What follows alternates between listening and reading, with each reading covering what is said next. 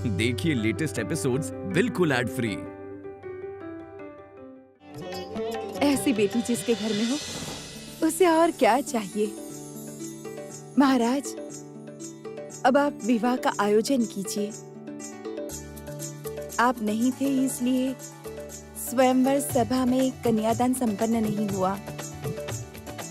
अब आप ही वो कार्य संपन्न कीजिए महाराज। सभासदों, मैंने महारानी धरित्री से सब कुछ सुना है। मैं बहुत संतुष्ट हूँ कि पद्मावती ने अपने लिए योग्य वर चुना है।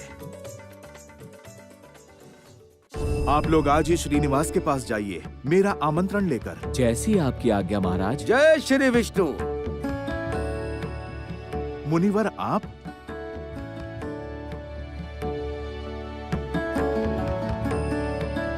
मैं वीर श्रीनिवास की ओर से विवाह प्रस्ताव लेकर आया हूं महाराज।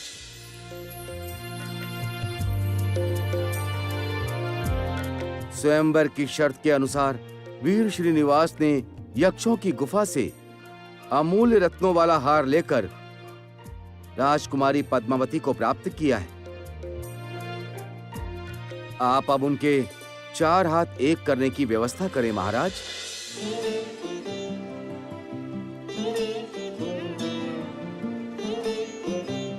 हम लोग उसी विषय पर वार्ता कर रहे थे मुनिवर। इतने दिनों तक मैं कहां और कौन सी अवस्था में था, मुझे कुछ भी स्मरण नहीं है। घने वन के बीच मैं कहीं खो गया था। एक साधु ने पद्मावती को मेरा संधान दिया है। आप भाग्यवान हैं जो लौट आए हैं महाराज। भगवान श्री विष्णु आपके सहाय हैं। अब आप भी अपने कर्तव्य का पालन करें। नक्षत्रों के अनुसार कल का दिन बहुत ही शुभ है। आप यदि चाहें तो उसी शुभ लग्न में राजकुमारी पद्मावती एवं श्रीनिवास का विवाह संपन्न हो सकता है महाराज।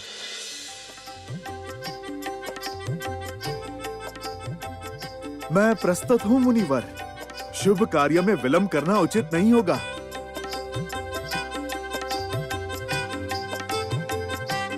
जय महाराज आकाश राज की जय। जय। जय महाराज आकाश राज की जय। जय। जय राजकुमारी पद्मावती की जय। जय। जय राजकुमारी पद्मावती की जय। जय।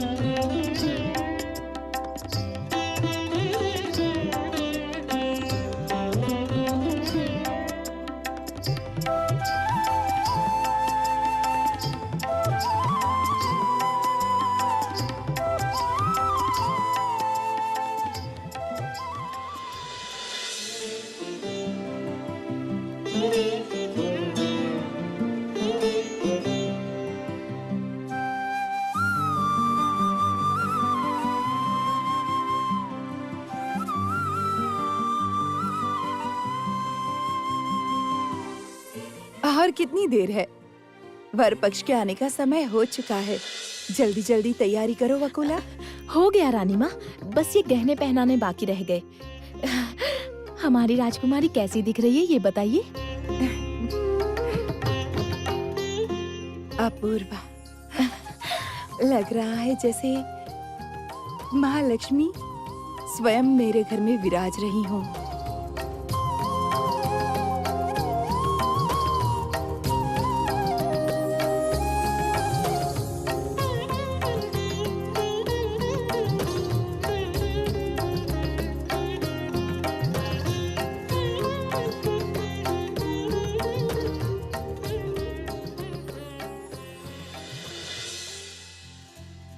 महाराज, वर पक्ष वाले आ चुके हैं।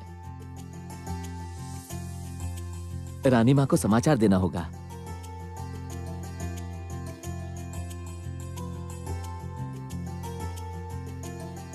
रानी माँ, शीघ्र आइए, वरपक्ष आ गए हैं।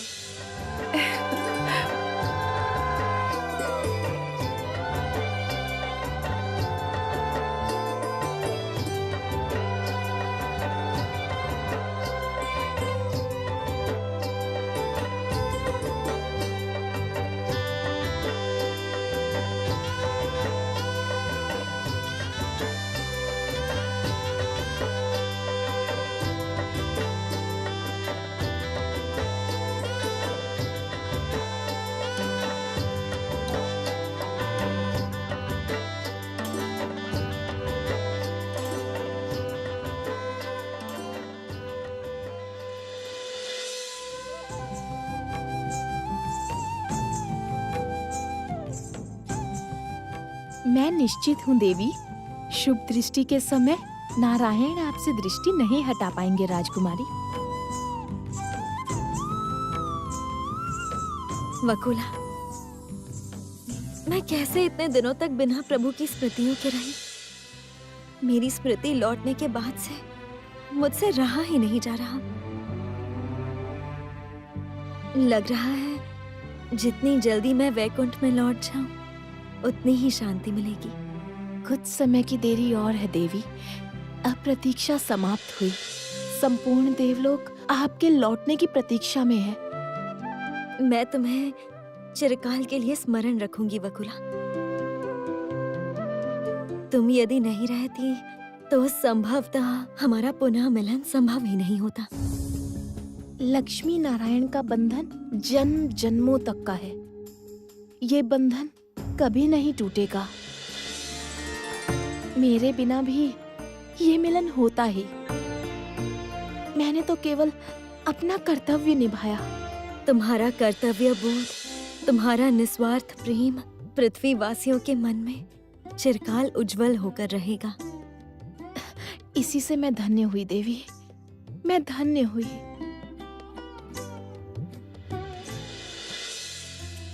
महाराज, हवन स्थल का शुद्धिकरण संपन्न हुआ। आप कन्या को लेकर के आए।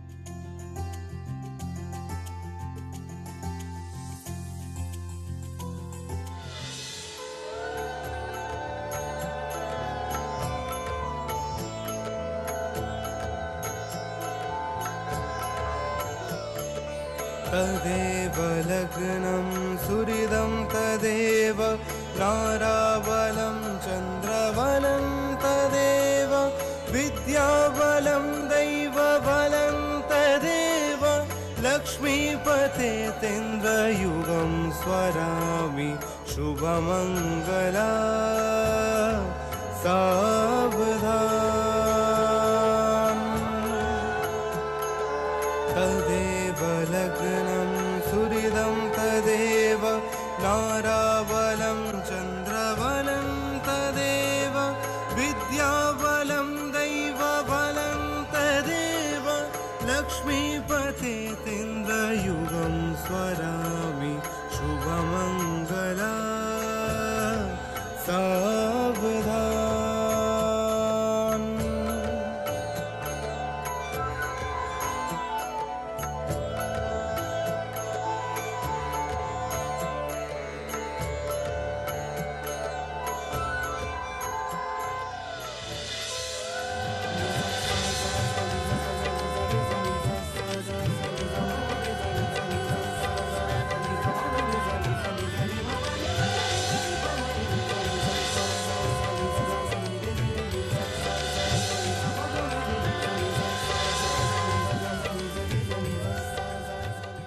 वीर श्रीनिवास, मैं अपनी कन्या पद्मावती को तुम्हारे हाथों में अर्पित करता हूं।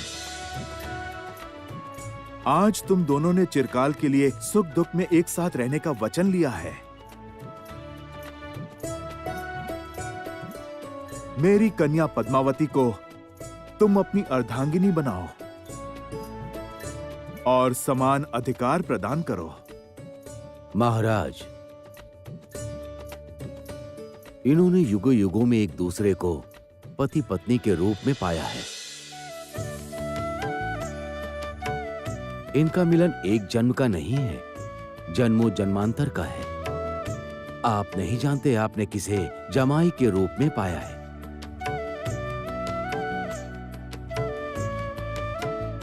और कौन है आपकी कन्या पद्मावती?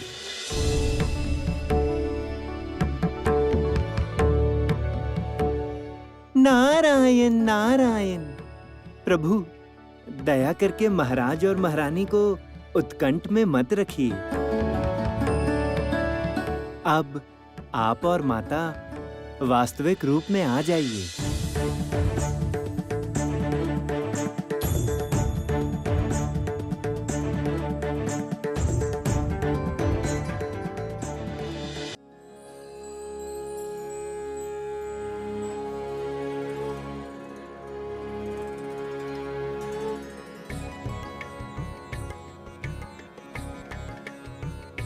श्री विष्णु, देवी लक्ष्मी,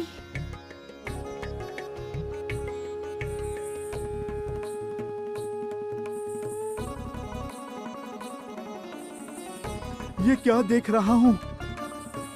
ये तो अविश्वसनीय है।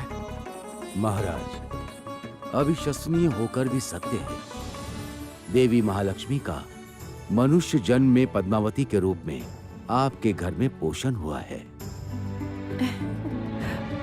पिता एवं माता के रूप में आपको एवं माता धरित्री को पाकर मेरा मानव जीवन धन्य हुआ है महाराज। अब मुझे अनुमति दें कि मैं अपने पति गृह में यात्रा करूं।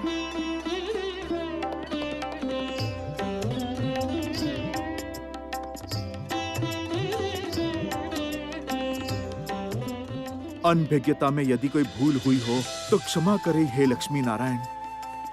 महाराजा आकाश एवं महारानी धरित्री, आप दोनों ही अत्यंत धर्मपालक हैं और पवित्र भी हैं। आप दोनों के व्यवहार से हम अत्यंत प्रसन्न हुए हैं। मानव जीवन के अंत होने के बाद आप दोनों मोक्ष प्राप्त करेंगे एवं आप दोनों को ही वैकुंठ में स्थान प्राप्त होगा।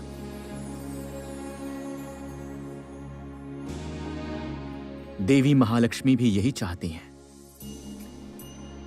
अब आप हमें अनुमति दें।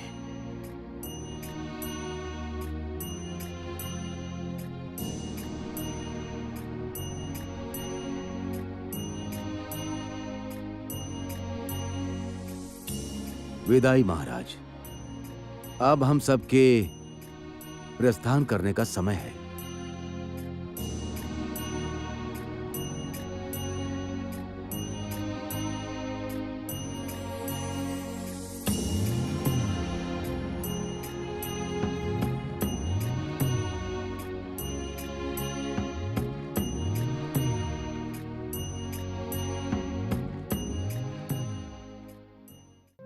अतः समस्त आशंकाओं का अंत हुआ। आशा करता हूं आप स्वर्ग में संपूर्ण शांति रहेगी।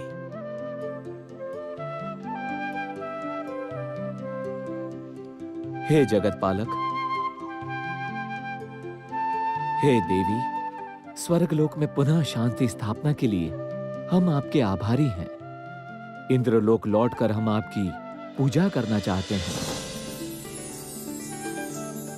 आशा करता हूं देवगण मेरे साथ सहमत हैं।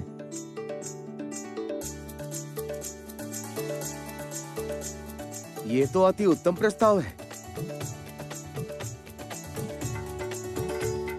मात्र कुछ समय के लिए ही सही, नरकासुर के अधीन था इंद्रलोक। क्या पता देव सभा कैसी अवस्था में हुई होगी। वैकुंठ में लौटकर मैं नए रूप में श्री उत्पन्न करूंगी देवराज। पुनः नए रूप में सज उठेगी देव सभा। तो चलिए अब चलते हैं। देवी एवं जगत पालक का स्वागत करने के लिए देवर श्री नारद पहले ही वैकुंठ चले गए। चलिए हे जगत पालक, चलिए पिताश्री। नहीं देवराज, लक्ष्मी नारायण को स्वर्ग में लौटने में अभी भी थोड़ा समय लगेगा।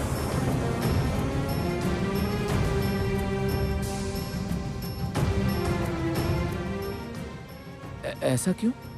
क्या हुआ है पिताश्री? मानव रूप में लक्ष्मी नारायण का विवाह संपन्न हुआ है, तो अब कैसी बाधा है?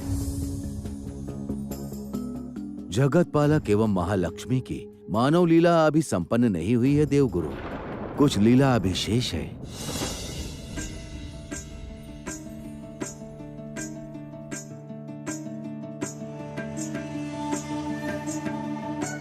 ये कैसा रहस्य है प्रभु? मुझे तो कुछ समझ ही नहीं आ रहा।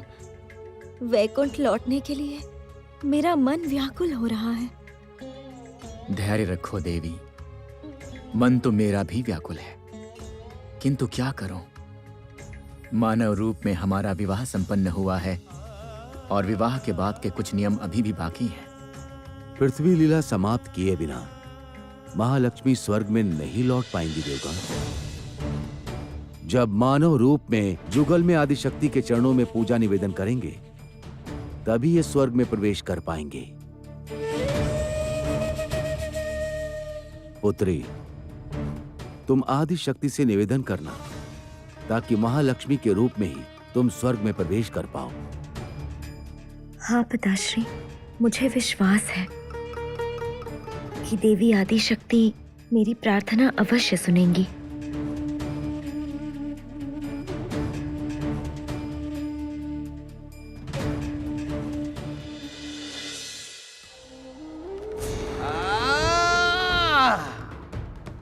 कोई आवश्यकता नहीं है, कोई आवश्यकता नहीं है, कोई आवश्यकता नहीं है ये सब हवन पूजा की। कोई आवश्यकता नहीं है, दूर हो जाओ सब।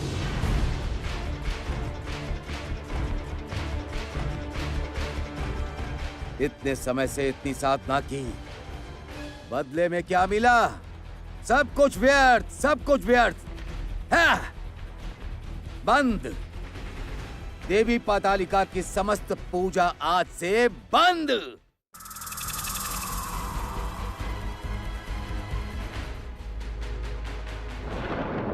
ये क्या कर रहे हैं असुर गुरु? क्यों कर रहे हैं ऐसा? भूल हुई थी। देवी पातालिका पर विश्वास करके मैंने भूल की थी और अभी उसी का प्रायश्चित कर रहा हूँ। मेरी समस्त साधना व्यर्थ थी, व्यर्थ। इन सब की अब कोई आवश्यकता नहीं है।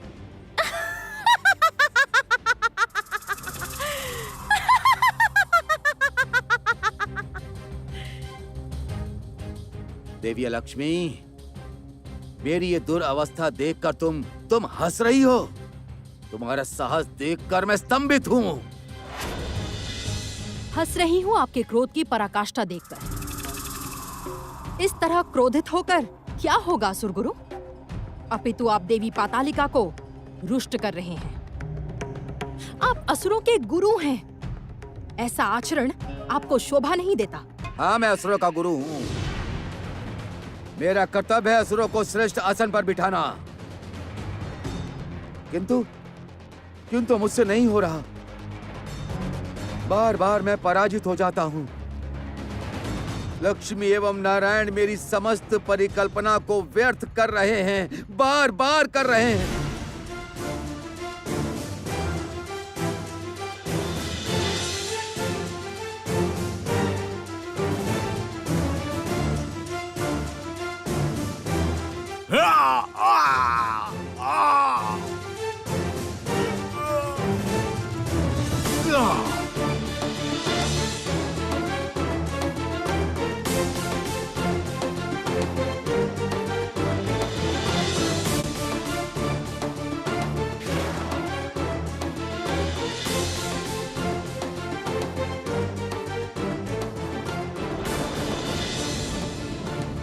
असुर गुरु, इतनी सरलता से क्या कोई हार मानता है असुर गुरु? मुझे देखिए, बार बार मैं श्री लक्ष्मी से पराजित हुई हूँ, परंतु हार नहीं मानी।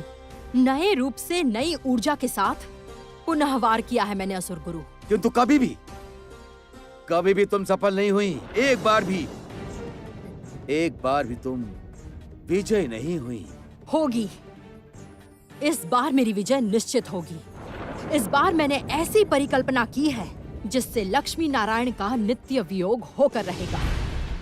नित्य वियोग होगा? लक्ष्मी और नारायण का? हाँ, क्या क्या क्या क्या है वो परिकल्पना? सुना है देवगण लक्ष्मी और नारायण को लेकर आदि शक्ति के स्थान पर जा रहे हैं। वहीं पर उनकी मानव लीला समाप्त होगी। मैंने ऐसी व्यवस्था की है जिससे वहीं पर लक्ष्मी एवं नारायण का नित्य वियोग होगा। प्रभु, हम जिस आदि शक्ति के स्थान पर जा रहे हैं वो और कितनी दूर है? दूर तो होगा ही देवी। पैदल चल के दुर्गम पथ पार करके जो भी भक्तगण देवी आदिशक्ति के सामने उपस्थित होते हैं, देवी उनकी सारी मनोकामनाएं पूरी करती हैं। ये भी जगत का एक नियम है पुत्री। कष्ट करके ही इस उद्देश्य तक पहुंचा जा सकता है।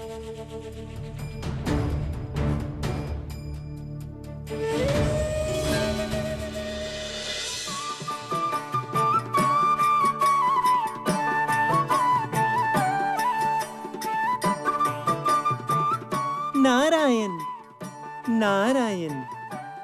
प्रभु, वैकुंठ में माता के स्वागत के लिए सब कुछ प्रस्तुत है, किंतु ये आप सब कहाँ जा रहे हैं? देवी आदिशक्ति के स्थान पर। आप भी हमारे साथ चलिए देव ऋषि। हम सभी मिलकर आदिशक्ति की पूजा करेंगे। देवी महालक्ष्मी को ताकि प्रवेश अधिकार मिले, हम देवी से वही प्रार्थना करेंगे। उत्तम, ये तो अति मंगलजनक है। चलिए, मैं भी माता के लिए प्रार्थना करूंगा।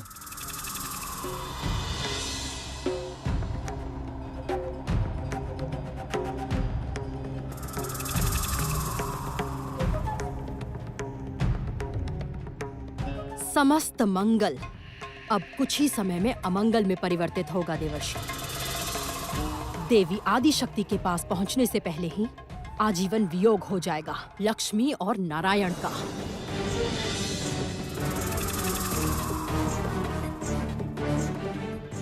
प्रभु, हम जिस आदि शक्ति के स्थान पर जा रहे हैं उसकी उत्पत्ति कैसे हुई? मेरा ये जानने का बहुत मन है। हे प्रजापति, देवी की जिज्ञासा शांत करें। कृपया आदिपीठ की उत्पत्ति की कहानी की व्याख्या करें। यूं ही चलने की थकान दूर हो जाएगी। अवश्य जगत पालक। वो एक आश्चर्यजनक कहानी है। योगी देवादिदेव से विवाह किया था प्रजापति दक्ष की कन्या सती ने।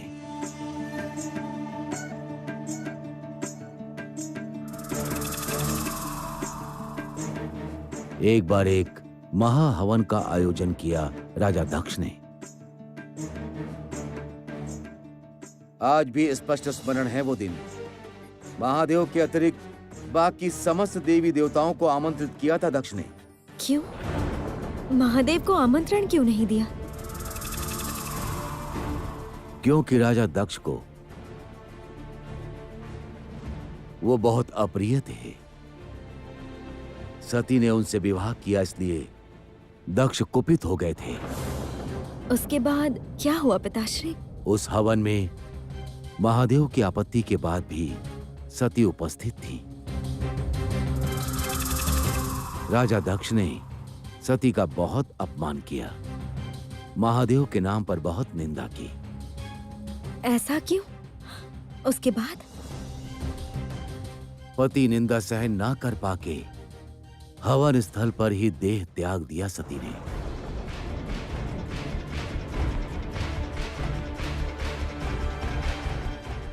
अब तुम्हारे देह त्याग का समय भी आ चुका है लक्ष्मी। पति निंदा नहीं सह पाई देवी सती। क्या तुम भी नारायण से आजीवन वियोग सहन कर पाओगी? नहीं नहीं। और फिर? महादेव को वो समाचार मिला। क्रोधित महादेव ने हवन स्थल पर उपस्थित होकर हवन भंग कर दिया। उसके बाद सती की देह को कंधे पर रखकर त्रिभुवन घूमकर प्रलय नृत्य आरंभ किया। नारायण नारायण, क्या भयानक है वो मूर्ति। आज भी वो दृश्य स्मरण करता हूँ तो हृदय कांप उठता है। पृथ्वी उथल पुथल थी, त्रिलोक विनाश की ओर था। कोई नहीं रोक पाया महादेव को। तब तुम सब ने विष्णु देव की शरण ली।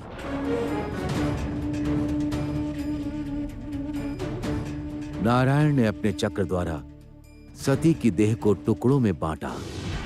चारों ओर फैल गए वो देह के टुकड़े। तब जाकर महादेव शांत हुए। सती देवी के टुकड़े जिस जिस स्थान पर गिरे थे वो सारे स्थान सती पीठ के नाम से प्रसिद्ध हुए।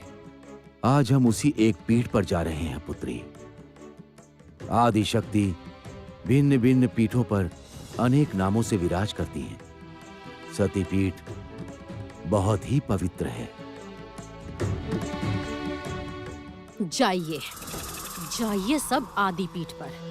अब मैं भी जाती हूँ। योगिनियों के राज्य में जाने का समय अब आ चुका है।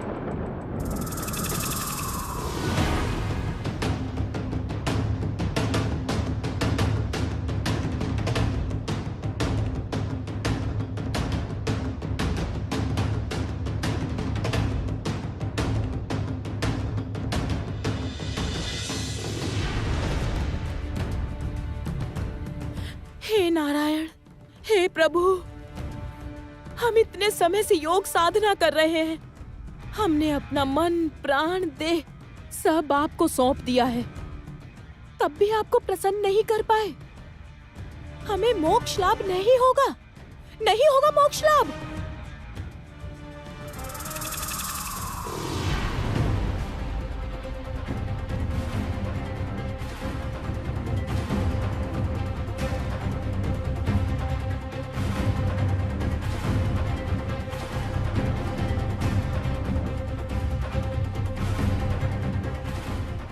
कौन? योगिनी गण, मैं तुम्हें मोक्ष लाभ का उपाय बता सकती हूँ। कौन हो तुम? हमारा पता तुम्हें कहाँ से मिला? इस दुर्गम राज्य में कोई साधारण तो प्रवेश नहीं कर सकता। मैं एक देवी हूँ। देवी? हाँ, आकाश पथ से मैं भ्रमण पर निकली थी। तुम सबकी साधना देखकर बहुत अच्छा लगा, इसीलिए उतर आई। हे देवी, आप स्वर्गवासी हैं। आप ही हमारी सहायता कर सकती हैं। हम श्री विष्णु के उपासक हैं, किंतु हम उन्हें कैसे भी संतुष्ट नहीं कर पा रहे हैं देवी। आप बताइए, बताइए कैसे हमें विष्णु प्राप्त होंगे? मोक्ष लाभ का एक उत्तम उपाय बता सकती हूँ मैं तुम सबको। तुम स्वर्ग लाभ करोगे, नारायण भी मिलेंगे, सत्य ही नारायण दर्शन देंगे। हाँ, अवश्य देंगे।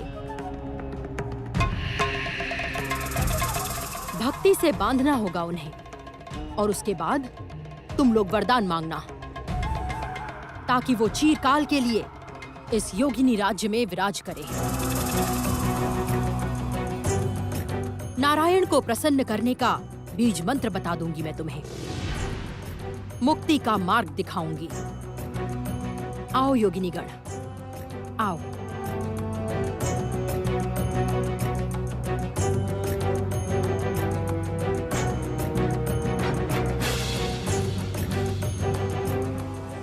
मेरे साथ कहो, ओम नमो नारायणाय, ओम नमो नारायणाय, ओम नमो नारायणाय।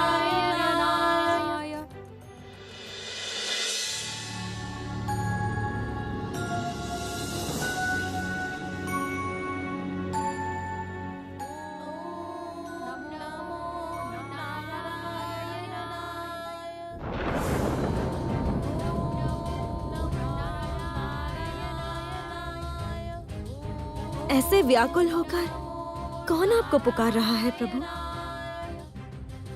मैं नहीं समझ पा रहा हूं देवी। कोई एक नहीं, लगता है कई लोग प्रभु को पुकार रहे हैं। हे प्रजापति, आप लोग आदि शक्ति पीठ की ओर जाइए। मैं देख कर आता हूं कि मेरे भक्त मुझे क्यों पुकार रहे हैं। इस समय आपका कहीं प्रस्थान करना उचित नहीं होगा हे जगतपालक।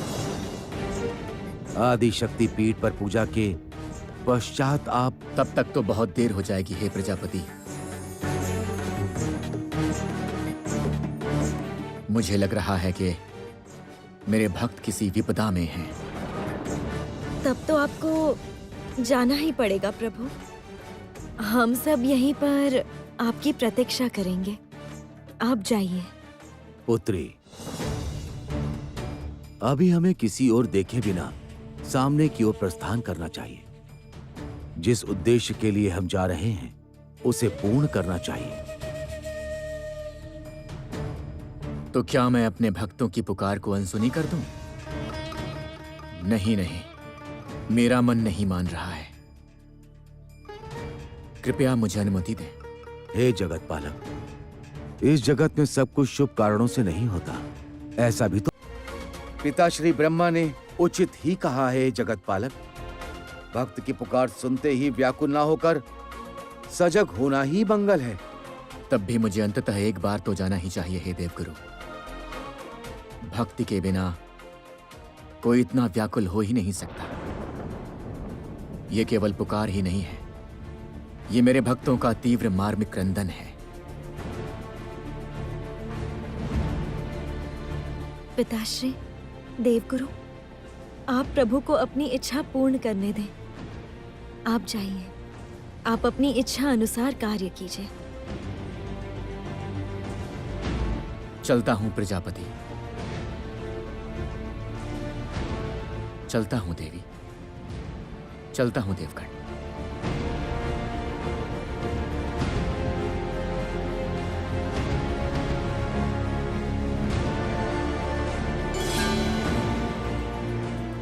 जगतपति को देखकर कैसे आश्चर्य बोध हो रहा है। तो क्या वो पिताश्री,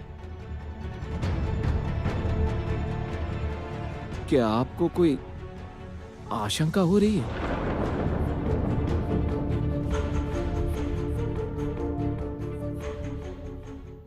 ओम नमो नारायणाय। भक्तों की ऐसी पुकार की आप कैसे अवहेलना करेंगे हे नारायण? आप तो भक्तों के भगवान हैं। आपको इस योगिनी राज्य में आना ही होगा। ओम नमो नारायणाय।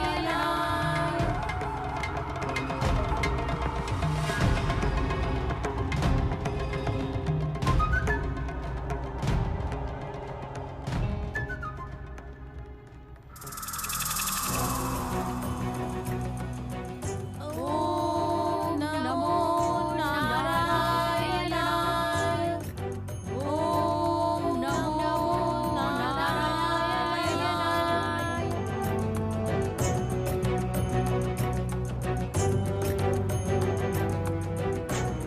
देवी, हमें तो अब तक प्रभु के दर्शन नहीं मिले देवी।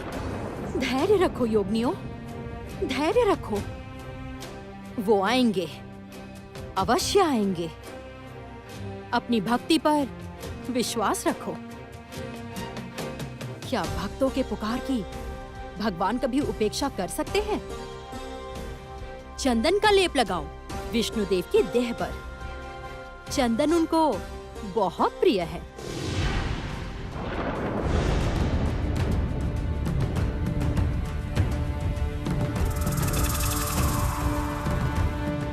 ओम नमो नारायणाय।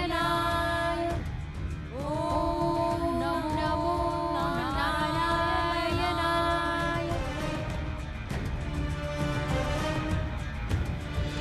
प्रभु, मैं आपको कैसे संतुष्ट करूं? आपके बिना हमारा जीवन व्यर्थ है। दर्शन दे प्रभु, दर्शन दे प्रभु। ठीक है, तो आप भी सुन ले, यही मेरी अंतिम प्रार्थना है। यदि आप अब भी नहीं आए तो आपकी मूर्ति के सामने ही मैं अपने प्राणों की बलि दे दूंगी।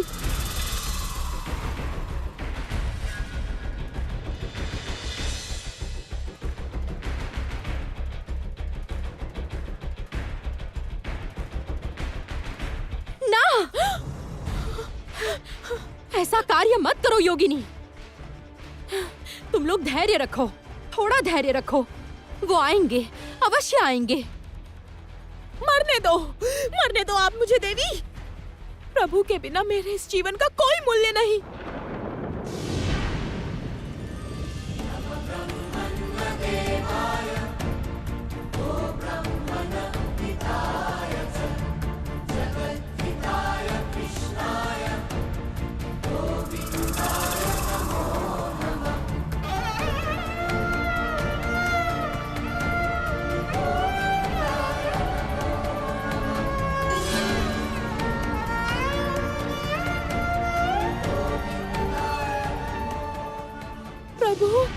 प्रभु आप आ गए। प्रभु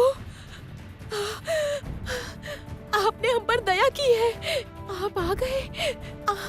आपके दर्शन पाकर हमारा जीवन धन्य हुआ, धन्य हुआ प्रभु। तुम्हारी साधना से मैं प्रसन्न हुआ हूँ योगिनी। कहो, क्या वरदान चाहती हो? आप इस योगिनी राज्य में चिरकाल विराज करें प्रभु, यही हमारी प्रार्थना है, यही प्रार्थना है बस। आप यहाँ विराज करें। तथास्तु।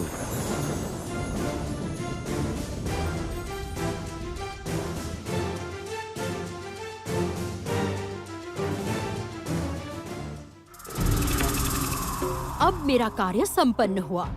अब कभी भी लक्ष्मी को उसके नारायण नहीं मिलेंगे। इस योगिनी राज्य में चिरकाल के लिए बंदी हो गए हैं नारायण।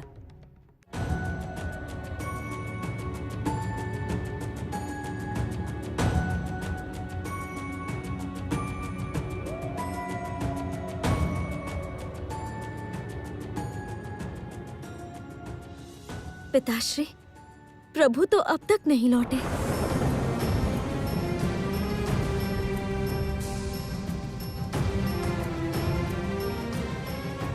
मैंने तो उन्हें सावधान किया था पुत्री, किंतु जगतपालक ने मेरा परामर्श नहीं माना। तुमने भी तो उन्हें जाने से नहीं रोका। भक्तों की मंशा पूर्ण करने में जगतपालक को इतना समय तो नहीं लगना चाहिए पिताश्री। पिताश्री, आप एक बार जगतपालक के साथ संपर्क करने का प्रयास करें पिताश्री। सही कहा है।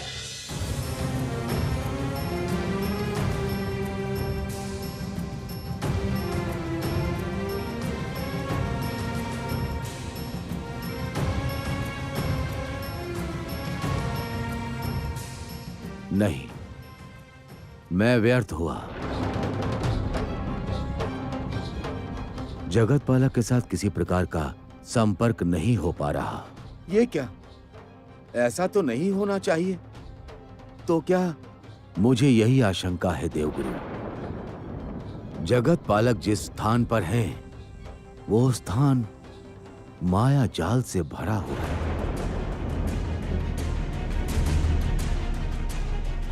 तो बताइए प्रभु, हमें कहाँ मिलेंगे? प्रभु के भक्तों की पुकार उत्तर पश्चिमी दिशा से ही थी। मैं एक बार देखा हूँ पिताश्री, प्रभु निश्चय ही वहीं कहीं हैं। वही करो पुत्र नारद, तुम वहां पर जाओ। जगतपालक से कहो, आदि शक्ति की पूजा का समय पार हो रहा है। जो आज्ञा पिताश्री।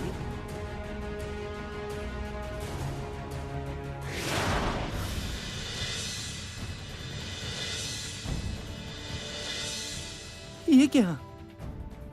क्या है ये? पुष्पवान।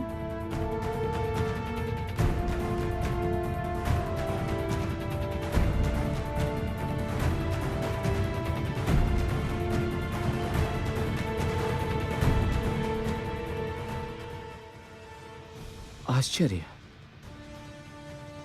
बड़ा अद्भुत है ये। पुष्प बाण का केवल कामदेव ही प्रयोग करते हैं देवराज। कामदेव के बाण और इसमें तो अंतर है।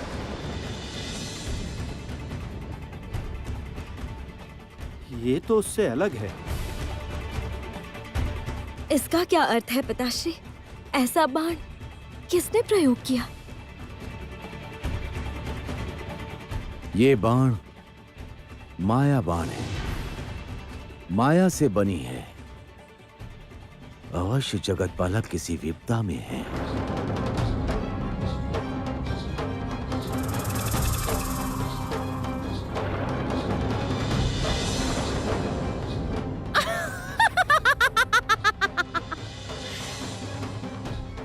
पिताश्री का अनुमान यथार्थ है। नारायण योगिनी के हाथों बंदी हुए हैं।